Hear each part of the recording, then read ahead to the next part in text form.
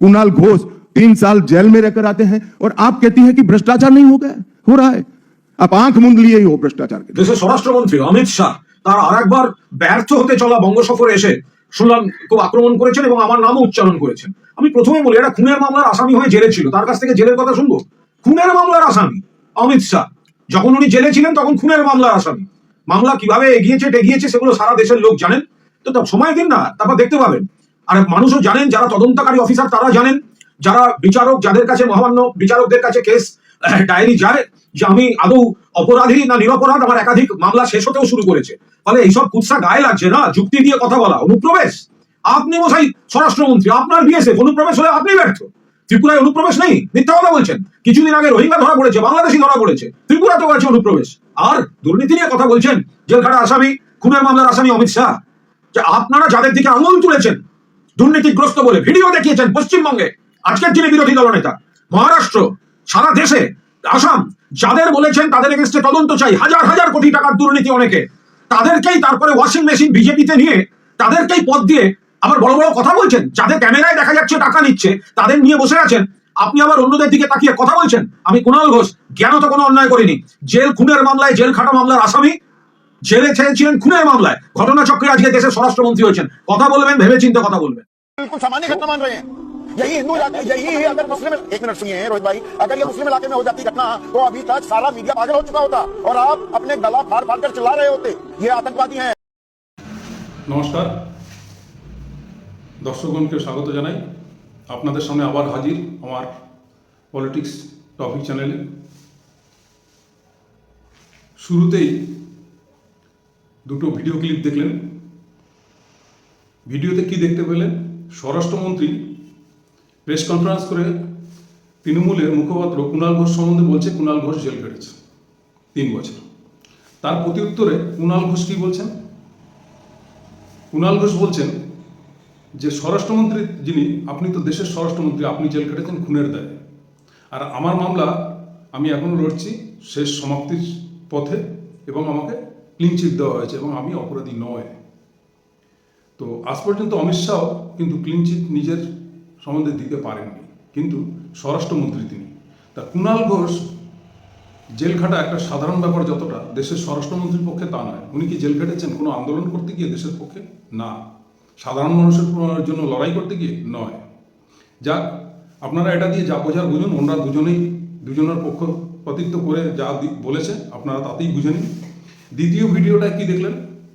যে কিছু গেরুয়া বসনধারী, এটা বাংলাতে নয়, ভিন রাজ্যে, যেখানে হিন্দি বলা রাজ্যে এবং বিজেপি শাসিত স্টেটে, সেখানে একজন দেশের সেনাকে মাটিতে ফেলে লাথি মারছে এবং কিল ঘুষি চর মারছে, এইভাবে অপমান করছে।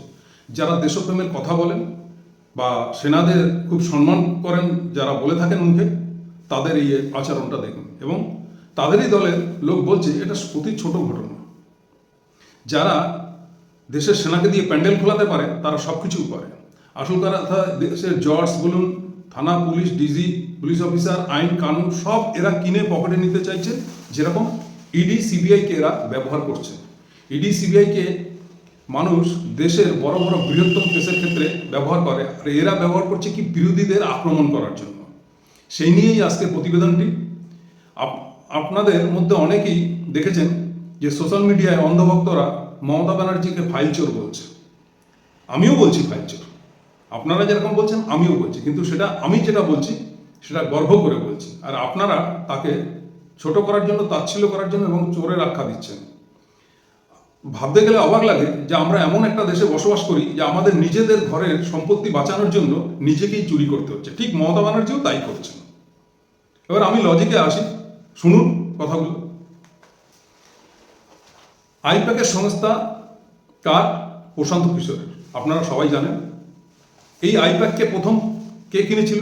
এই মোদী সরকার কিনেছিল 2014 সালে, এবং এই আইপ্যাকের দৌলতেই কিন্তু মোদী সরকার ক্ষমতায় এসেছিল।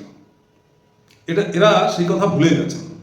এরপরে বিহারে নীতিশ কিনেছেন আইপ্যাককে, প্রশান্ত কিশোরকে। এখন প্রশান্ত কিশোর দায়িত্ব দিয়েছেন প্রতীকজনকে। এখন কর্ণধার বর্তমানে প্রতীকজন, সল্টলেকের বাড়ি আছেন তার। প্রথম সিবিআই ইডি রেড করে সেখানে প্রতীকজনের বাড়িতে। তারপরে কোথায়? সল্টলেকের অফিসে রেড করেন প্রতীকজনের বাড়ির পরেই, সেটা হচ্ছে আইপ্যাকের অফিসে। আচ্ছা, ধরুন 2014 সালে যখন মোদী সরকার এই আইপ্যাককে কিনেছিল, তখন যদি বিপক্ষে কংগ্রেস সরকার ক্ষমতাসীন ছিল, সেই কংগ্রেস সরকার যদি মোদীর অফিসে, মোদীর এই আইপ্যাক সংস্থার অফিসে যদি সিডি, ইডি, সিবিআই, কেন্দ্র বাহিনী পাঠিয়ে দিয়ে অ্যাটাক করতেন আর এই জিনিসটা করতেন, এই অন্ধভক্তরা কি তাহলে আজকে ছাতি ফুলে লাফাতেন আর আনন্দে দুহাত তুলে কি কীর্তন করতেন? মোটেই করতেন না, তারাও নিন্দা করতেন। কংগ্রেস সরকার কিন্তু এই বিজেপির সাথে এই আচরণটা করেনি। কংগ্রেস সরকার কেন, দেশে কোনো সরকার এই ধরনের আচরণ করেনি। এরা তো সংবিধানকে মানে না, এরা সংবিধানকে মানতেই চায় না। সংবিধান যে পরিবর্তন করতে চেয়েছে সেটাও দেখেছে। দেশের আইন কানুন ব্যবস্থা সব উল্টে দিতে চাইছে, সব কেন্দ্র সরকারের হাতে থাকবে, সাধারণ মানুষকে কাঠের পুতুল করে রাখবে এবং কিছু জমিদারি ব্যবসাদারদের নিয়ে চলবে এরা, এবং দেশের সংস্থা যেটা খুশি মনে হবে বিক্রি করবে, যত খুশি ঋণী করবে, যত খুশি বিদেশ ভ্রমণ করবেন আর পয়সা দুহাত ভরে দেশের অর্থ লোটাবেন। আমি যে কয়টা কথা বললাম, আজকের মোদী 169টা দেশ ঘুরে ফেলেছেন, ঘুরে ফেলে যা কোনো প্রধানমন্ত্রী এটা করেননি। করে কি করেছেন? বিদেশ থেকে কি এনেছেন? চায়নার প্রোডাক্ট, চায়না ব্যবসা করছে, আমেরিকা ব্যবসা করছে, আমাদের ভারত কি ব্যবসা করছে বহিরাগত দেশের সাথে? আজকে দেশে কুটির শিল্প হয় না কেন? কোনো রাজ্য সরকার কোনো স্টেটে ব্যবসা করতে পারছে না কেন? তার অনেকগুলো কারণ আছে। কেননা চায়না প্রোডাক্ট এত বেড়ে গেছে যে আমাদের ইন্ডিয়ান মার্কেটে ইন্ডিয়ান ছোটোখাটো কুটির শিল্প ব্যবসা করে তাদের সাথে পাল্লা দিতে পারবে না। ইউজ অ্যান্ড থ্রো করো চায়নার মাল, অথচ দেখাচ্ছে চায়না আমাদের শত্রু। ঠিক সেরকম আমি সেই তর্কে যেতে চাইছি না, যেটা নিয়ে কথা হচ্ছে। তো যখন বিপক্ষে বিরোধী ছিলেন এই ভারতীয় জনতা পার্টি, তখন তো চাইলে করতে পারতেন, ইডি সিবিআই পাঠিয়ে তাদের দপ্তরে তাদের নেতা মন্ত্রীদেরকে ধরপাকড় করা, অনেক কিছু করতে পারতেন। করেছে কি? করেনি। কিন্তু এরা ক্ষমতায় এসে কিন্তু অপব্যবহার করছে। অপব্যবহার কেন বলছি? হয়তো আপনারা অন্ধভক্তরা বলতে পারেন যে অপব্যবহার কেন বলছেন, ওখানে কয়লা চোর ধরতে গেছে। আচ্ছা বলুন তো, প্রতীকজনের নাম আজ পর্যন্ত আপনারা কোনোদিন শুনেছেন যে কয়লা পাচার মামলায় রয়েছে তার নাম? তাহলে প্রতীকজনের অফিসে কিসের জন্য যাবে? তাকে কোনো নোটিশ করেছে বা আজ পর্যন্ত কোনো নাম শুনেছেন? ওখানে কয়লা চোর ধরতে গেছে, কয়লা চোর কি ওখানে বসেছিল না ওখানে টাকা নিয়ে বসেছিল?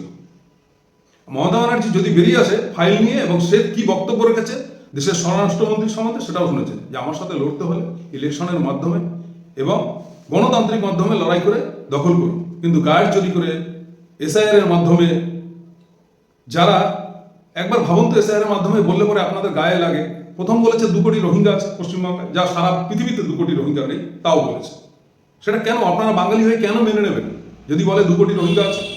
2 কোটি তো দূরের কথা, 200 রোহিঙ্গার নাম এসআইআর করে বের করতে পেরেছে যে এরা রোহিঙ্গা ছিল। রোহিঙ্গা তাহলে আসামে নেই, ত্রিপুরায় নেই, কই সেখানকার নাম তো করছে না, সেখানে এসআইআর করে তো এটা করছে না যে এরা রোহিঙ্গা। এরা কি চাইছে কি? আর দিল্লির বুকে রোহিঙ্গাদের থাকার ব্যবস্থা করে দিয়েছে মোদী সরকার, আর এখানে রোহিঙ্গা করে চিৎকার করছে, আর বাঙালিকে বাংলাদেশি করছে। বিহার, ইউপিতে, উড়িষ্যাতে বাঙালিদের ধরে ধরে মারছে, তাদের আধার কার্ড দেখতে চাইছে। কি চাইছে কি এরা? দেখুন, সহ্যের একটা সীমা আছে। এটা কিন্তু রাজনীতি বলে না, এটাকে সেই ব্রিটিশ শাসন, এর থেকে তো ব্রিটিশরা ভালো ছিল। তারা কমসে কম দেশকে অনেক কিছু দিয়ে গেছে, তারা দেশকে অনেক কিছু দিয়েছে। আজকে 2026-এ কিছুদিন পরে পশ্চিমবাংলায় ভোট আসবে। আপনারা ভোট দিতে কোথায় যাবেন? ভোট কেন্দ্র কোথায়? কোনো সরকারি স্থানে, যেখানে স্কুল কলেজ এর মধ্যেই হয়তো ভোট কেন্দ্র হবে। আমরা কিন্তু সেখানে ভোট দিতে যাব, আর সেইগুলো সব কংগ্রেস আমলেই করা, সেগুলো সব কংগ্রেস আমলেই কিন্তু তৈরি হয়েছে, যা কিছু দেখেন ভারতবর্ষের বুকে। কিন্তু মোদী সরকার এসে কি করেছে? কিছু শৌচালয় করেছে, আর সেগুলো গ্রাম বাংলায়, শহরে না। তাহলে আমরা কি এবার ভোট কেন্দ্র শৌচালয় হবে? বললে খুব খারাপ লাগবে অন্ধভক্তদের কাছে, এটা বাস্তব। কি করেছেন? কোনটা তৈরি করেছেন? কটা শিল্প নিয়ে এসছেন বিদেশ থেকে? শুধু দেশের অর্থনীতিকে তলিয়ে দিয়েছেন। আর এখন কয়লা পাচার, অমুক তমুক, বালি পাচার, এইসব করে বেড়াচ্ছেন। প্রতীকজনের নাম কোনোদিন কিন্তু কয়লা পাচারে ছিল না। আপনারা ওখানে কি করতে গেছেন? মানে ভোট চুরি বিহারে যে কায়দায় করেছেন, বাংলাতে সেটা হবে না। বাংলায় অন্য পদ্ধতিতে আপনারা ভোট চুরি করতে গেছেন। আপনারা আইপ্যাকের অফিসে কি থাকার কথা? এখানে কাদের প্রার্থী করবে, কারা দলের কোন পদে আছে, তাদের নাম তালিকা সবকিছু, এবং ইলেকশনটা যেটি, সেটা চুরি যদি করতে পারেন, তাহলে আপনারা কি করবেন? ধরুন কোনো একটা অঞ্চলে নতুন কোনো প্রার্থীর নাম ঘোষণা করবে, সেই নামটা তালিকা ওখানে রয়েছে। আপনারা সেই তালিকাটা পেয়ে গেলে আপনারা কি করতেন? তাকে একটা ফলস কেসে ইডি সিবিআই দিয়ে ঠিক ইলেকশনের আগে তাকে তুলে নিয়ে আসতেন। আরে তুলে তো নিয়ে আসি, ইলেকশনে দাঁড়ানোটা তো বন্ধ করি, তারপরে সে ছাড়া পেয়ে যাবে, কোনো ব্যাপার না, প্রমাণ না দিতে পারলে। আমার দেশে তো একটা আইন রয়েছে না, কাউকে চোর সম্বন্ধ করে লকআপে ঢুকাতে পারেন, তারপরে যদি তাকে আমি চোর না এটা প্রমাণ করাতে হলে সেটা কোর্টে হবে, তার জন্য পুলিশ কোনো দায়ী না, প্রশাসন কোনো দায়ী না, প্রশাসন সন্দেহের জেরে অ্যারেস্ট করতেই পারে।